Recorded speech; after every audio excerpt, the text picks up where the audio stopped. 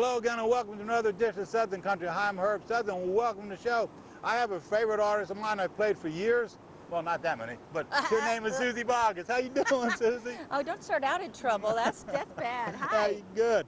Hey, I read where you're strong, clear, confident, warm, and a class act of originality. Wow. Did I write that? No, I wrote this. I wrote this. I must have written that. And it does not describe you only personally, but as vocally too. Well, thank you. Yeah. That's very nice. You have a new album coming out. Let's talk about that. All right.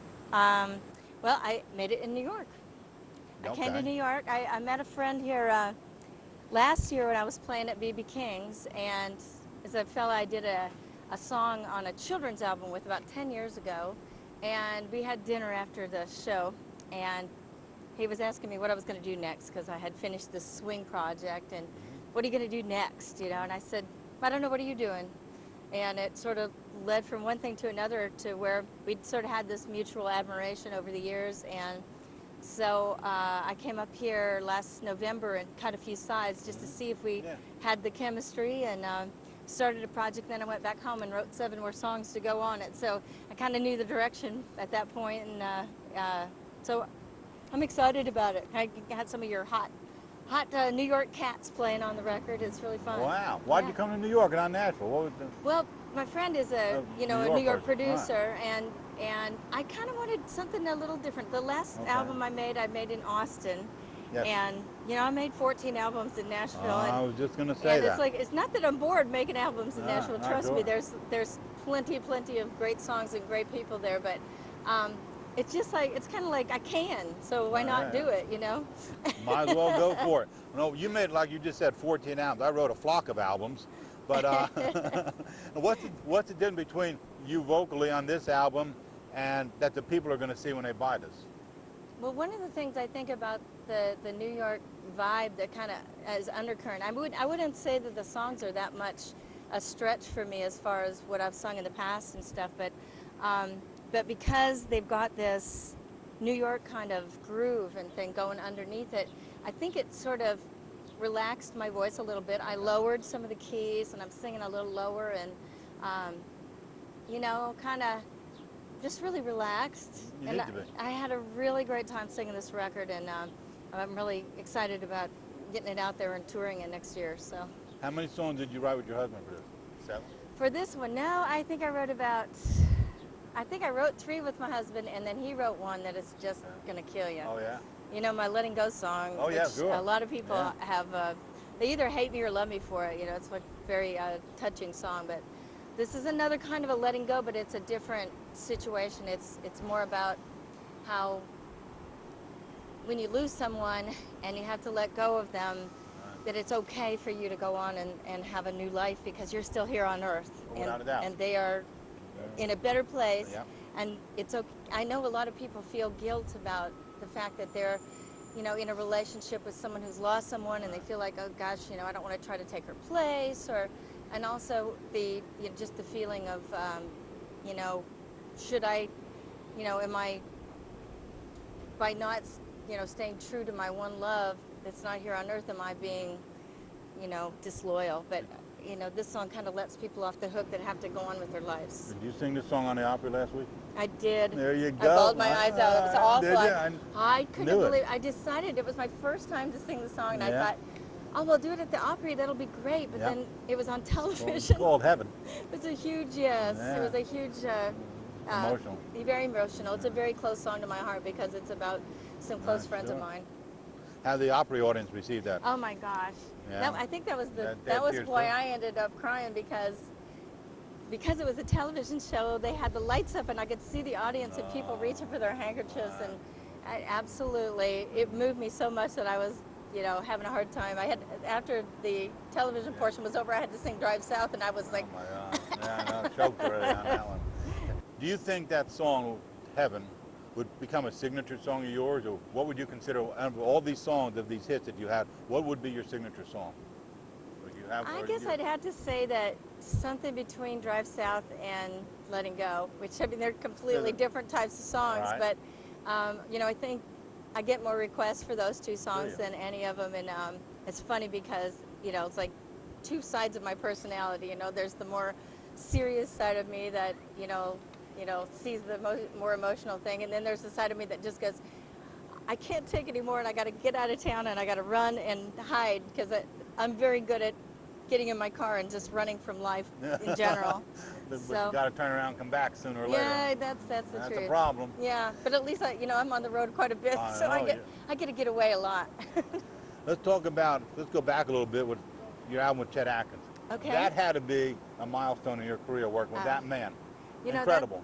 That's like, everybody asks, what was the highlight of your career? I was like, that was it. Oh, yeah, That absolutely. between that and the Opry, appearing on the Opry for the first time, had to be. Oh, yeah, that was, very monumental. But, the time that I spent with Chet during that album, making of that album was just, we were so close, and I knew he was sick, and it was like I knew that every single minute was important, and every, all of the, I had taken for granted how much time we had spent together in the previous years and how we would just sit around and pick and stuff. And now that I knew that it was,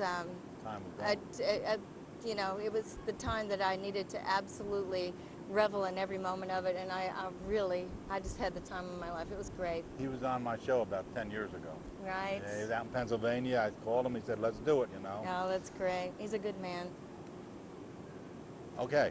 Let's talk about swing with Ray Benson. Another guy was sitting in a chair here. I had him on the show. He's a great guy. Oh, Ray's hysterical. Oh, he is. I've known Ray since I used to travel around in a camper truck a long time ago. Early 80s. This was like 84. I remember I was playing at a place called Buck's T4 in Montana, and I was opening for them, nice 9-piece band. Yep.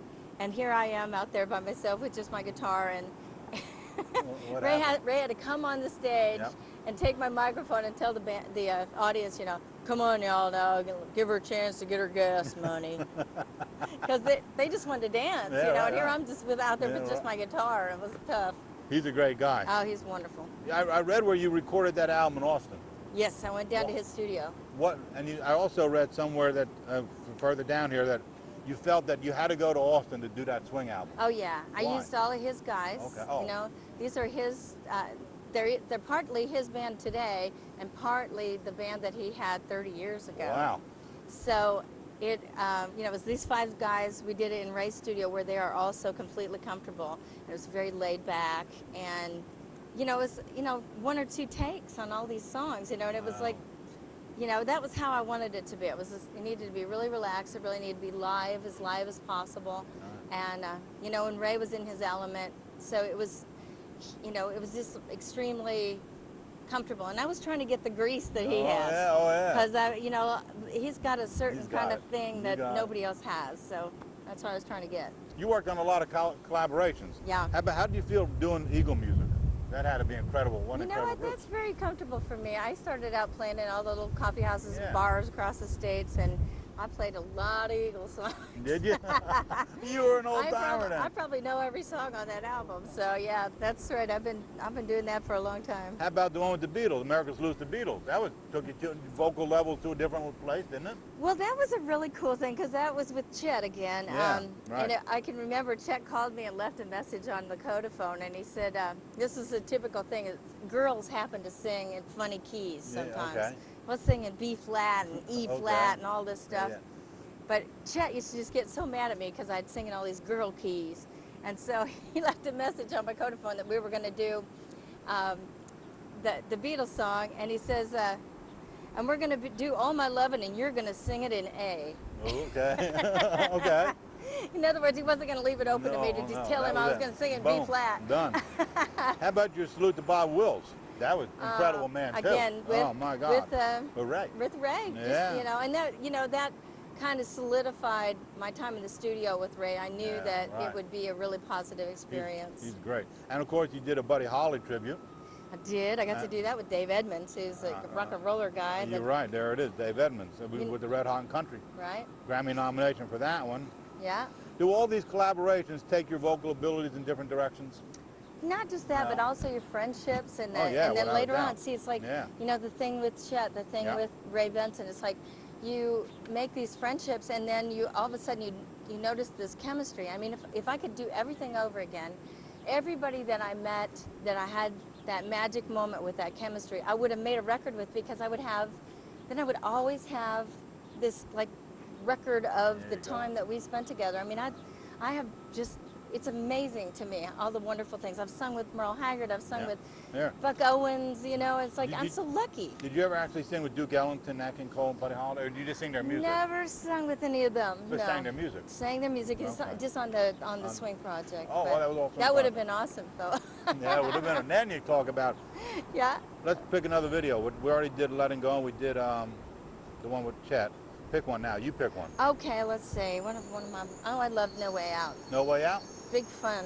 Tell me Big about fun. that video before taping that Okay. video. Well, we met it in Nashville in this tiny little bar that's like a college bar, sort of. It's got a really great vibe to it because it's just it's just barely there. It's kind of, it's a Okay. watering hole, as we call it, and just made it. You know, I had my band and just some really great guys in the video, and just had a really super good time. And Daryl Scott wrote the song with Marcus Hammond, and you know, you just don't get much better. They came and sang the backgrounds. Oh my gosh. It's like, No Way Out. yeah. How did your country audience receive all the diversity that you go through?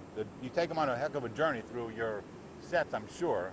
You know, They I do do. okay I with have a really eclectic Yeah, set. sure. In fact, That's I what I heard said. somebody say the other night, we were in San Francisco, and I heard somebody say overly eclectic, which I think that might be redundant. But I don't know. I'm not into but I think that's, you know, that's really true. But you know, it's kind of like you just have to be yourself, and you have to, like I say, I know it's like I go on these rides. It's like last year when I met with Jason Miles, it was like I wanted to, you know, take the ride with him. And I mean, he played with Miles Davis. I mean, you know, it's like he and I were both really collaborating on this thing because he was stretching to get into the country lyrics, and I was stretching to get into the grooves that those guys play. So it was, you know, it does teach you new things, and also it's just like, it's precious music. I mean, it's just everything that you do that where you're sort of slightly out of your element is precious, you know? I bet it is.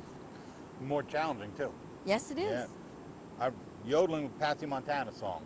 Yep. Yep. Got to know Patsy. Did you? I did. I was There's so a man fortunate. there that knows Patsy, right there, the Al Criddle You knows. do. Oh, but she was a lovely lady.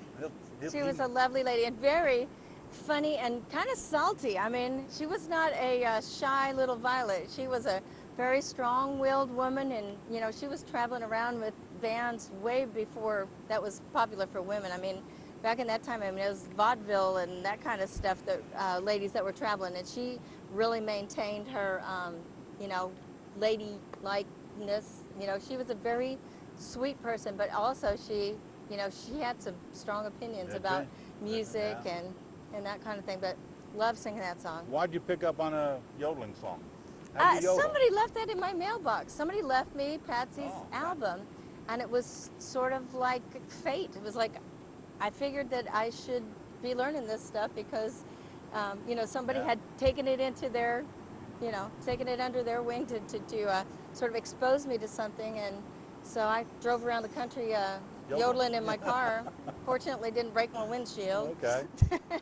Thank you very much, ma'am, Nice for being to on see the you show. again. Yeah, it's Take been care. years since we saw each other. Yeah. We're wrapping up with Suzy Bogguss right now.